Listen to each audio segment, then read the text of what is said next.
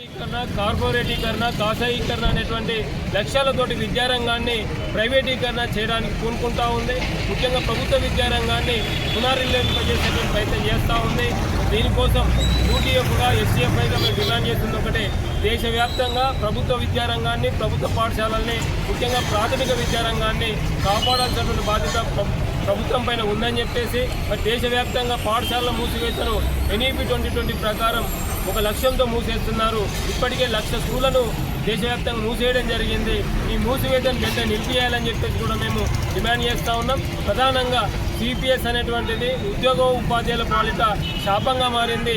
ఈ సిపిఎస్ విధానాన్ని వెంటనే రద్దు చేసి పాత పెన్షన్ విధానాన్ని పునరుద్ధరింపజేయాలని చెప్పేసి కూడా మేము యూటీఎఫ్గా డిమాండ్ చేస్తూ ఉన్నాం. ముఖ్యంగా 2023 జూలై నుంచి అమలు చేయాల్సినటువంటి పిఆర్సీ ఇప్పటికే మూడేళ్ళు గడువు పూర్తవుతూ ఉంది. జూలై కంప్లీట్ అయితే మరి 3 ఏళ్ళు గడువు పూర్తవుతున్నటువంటి సందర్భంలో కూడా తెలంగాణ రాష్ట్రం ఏర్పడిన తర్వాత రెండో పిఆర్సీ అమలు కావాల్సినటువంటి సందర్భం.